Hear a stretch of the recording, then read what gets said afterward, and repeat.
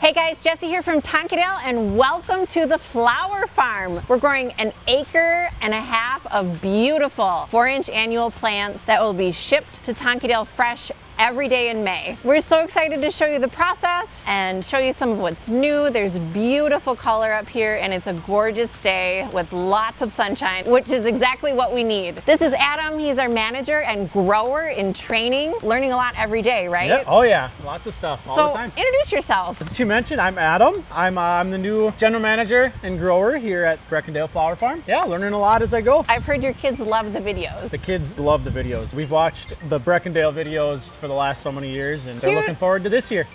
What are you most excited about this spring in general? I know it's your first spring, so far I just like seeing all the different types of plants that we grow here and all the herbs, the veggies, the flowers. And you're a gardener yourself, so what do you love to grow at home? I'm big into herbs. Yeah, mint is kind of one of my go-tos. Okay, well, should we take a look around?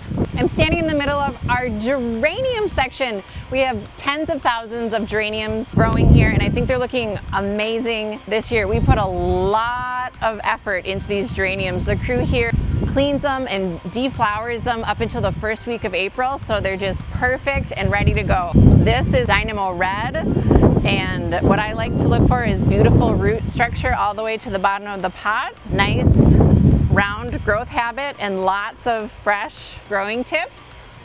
So we have multiple points of fresh growth coming up and lots of buds. These are non-stop or tuberous begonias. Back in the old days, these were propagated by tubers and people used to save them from year to year. These days we plant them from vegetative cuttings, so little baby plants become bigger plants. This color is really cool. I think we may have had it last year, but maybe just a trial. It's called Fire, and every flower is gonna look a little bit different. So you get that really unique, just glowing pattern. This one's called Pink Picotee, and the same thing, just every flower is gonna look different. And what's actually really interesting about begonias is they have both male and female flowers on the same plant. So you're going to get some flowers that look like this, and that would be the male flower because it has the anther and pollen. And then you'll have some of the female flowers that look a little bit more double, and those would have the ovary, for example. With begonias, you don't have to look at just the flowers. Within the non-stop family, we have the mocha varieties with the dark leaves, but I just think the venation, so the veins of the leaf, is stunning. So you have kind of that contrast of dark and light, and I could stare at this all day. This one's called Mocha Cherry, and it gets just this really beautiful red to pink, big bloom. Another part of our begonia lineup are the Coleus begonias. This year we have 2 new colors. Well, I think we trialed this one last year, just a couple hundred, and it's called Beloved Cherry. And the cute thing about this, on Coleus begonias you usually don't have a center, but it has a cute little center. This one's just starting to flower, obviously a lot more to come. And then this one's called Esme Peach. And I've just never seen this color in a Coleus begonia before. The really nice thing about how we grow the begonias here, they actually get full sun. And that just like juices them up with all kinds of energy. So then when you take them home and put them in your part sun or shady locations, they're like juiced up and ready to go because all of these leaves are just the solar panels collecting all of this good light energy. We grow a lot of begonias at Tonkadale, and understanding the differences and how to use them can be really helpful, especially if you're a new gardener. These are fibrous begonias, so they have a fibrous root versus the tuber begonia, which traditionally had the tuberous root. These are related to dragon wing begonias, which have been around forever. I mean, you could grow those in the crack of the sidewalk and they just bloom all summer. These are the Viking series. You're gonna have green foliage with red flowers or pink flowers, and then chocolate foliage with pink flowers or red flowers. These are some of my favorite things to grow because they're so easy. They do tolerate quite a bit of shade, and they can also do quite a bit of sun. So super versatile. They tolerate drying out, so great for filling up larger spaces or just simple containers with a few accent plants. If they're getting too large for your space, you simply pinch them down. It's the most satisfying crunch. You can just pinch them down, keep them the size and shape that you want, and they'll flesh out and rebloom within just a week or two. These are the Iconia begonias, similar to that tuberous begonia, but more of a hybrid. They have smaller leaves, tons of flower power. This one's called First Kiss. What I like to see is just all the beautiful growing tips That means you're just gonna have a full clumpy plant for your containers or hanging baskets. All right, we gotta show off the petunias. Every year we're trying to pick the best and the brightest. This one is making an appearance for year number 2. This one's called Ray Shadow. What I love about this plant is right now we have some flowers open, but then I have 1, 2, 3, 4, 5, 6, 7, 8. I have like 10 buds coming up. So this thing is like ready to party. This one's a new one, Fuchsia lace. Look at that center.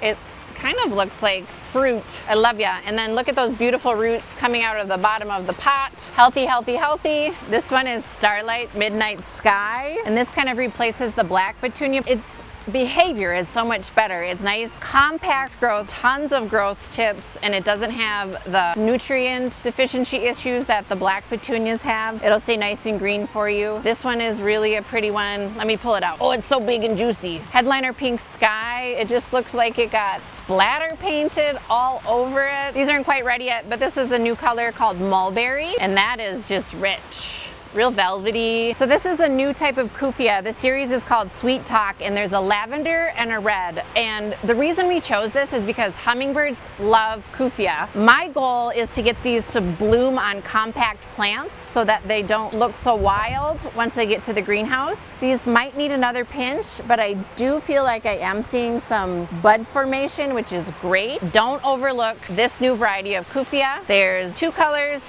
red and lavender, and it's the Sweet Talk series. It's kind of windy in here, which is strange for a greenhouse, but the plants kind of like it. 2 potato vine not to miss out on is this Sweet Caroline Medusa. So cute. And I love how the new growth comes out kind of a really cool purpley color and then fades to lime green. And the second one is Kelly Ray. We just had a small amount last year, but this year we got her on lock. She's looking good. Here we are in our urban veggie section. Everything under the nets is started by seed, and we have these nets to protect the plants from the birds because they like to come in and go after the little seedlings and pick them apart. Right now, I just see flawless peppers everywhere. So we have the shishito. One that's newer for us is the Sugar Rush Peach.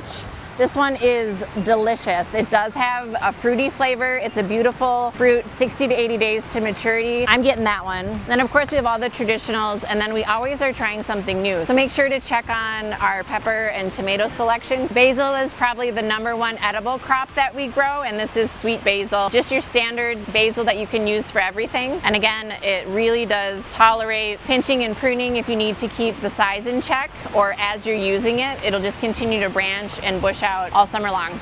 Coleus is one of our biggest crops. I love this section because all the tables just kind of look like a carpet of color. This one's a throwback. I've been growing plants for a long time. This will be my 21st spring, and when I first started, we grew freckles, and freckle was difficult. However, I think that the genetics have improved a bit and growing techniques have been updated, and now we have these like beautiful, healthy plants. I think this is my favorite Coleus of all time. I love the red, the purple, the greens. The more sun she gets, the more depth of color you're going to get and the more variation, but these Coleus do tolerate sun all the way to part sun and shade. Queen?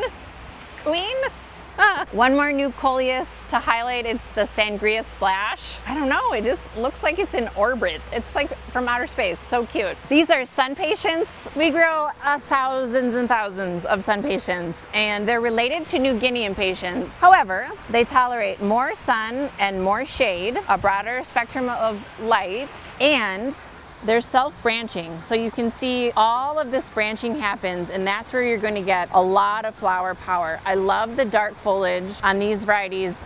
There's the red candy and the purple candy. This one's red candy, and then purple candy obviously has a purple flower, but I love the dark foliage. I'll be planting a ton of sun patience on my back patio this year just for color all season long. And one plant can get about 12 by 12, but I like to pack them a little tighter than that. But you do you. These are fuchsia. Fuchsia flowers look like cake flowers. At Tonkadale, we grow them in hanging baskets, and they're just gorgeous.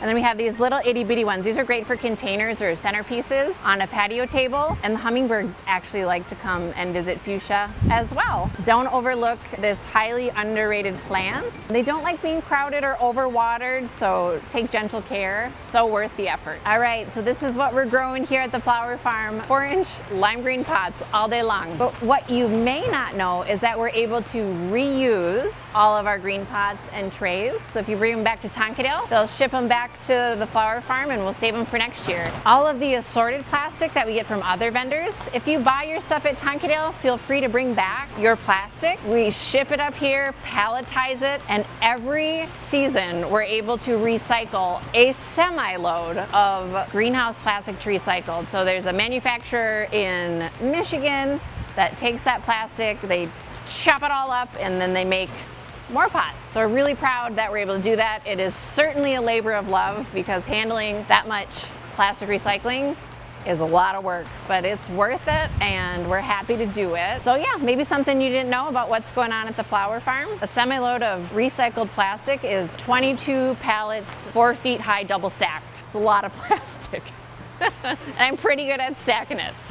All right, so starting now, we're shipping fresh plants to Tonkadale every day in May and sometimes twice. So look forward to fresh deliveries from the flower farm. A lot of care and hard work goes into producing these beautiful plants for you every spring. We're super proud to present healthy, beautiful plants that you'll be successful with at home in your garden. Thanks for watching, and we'll see you at Tonkadale.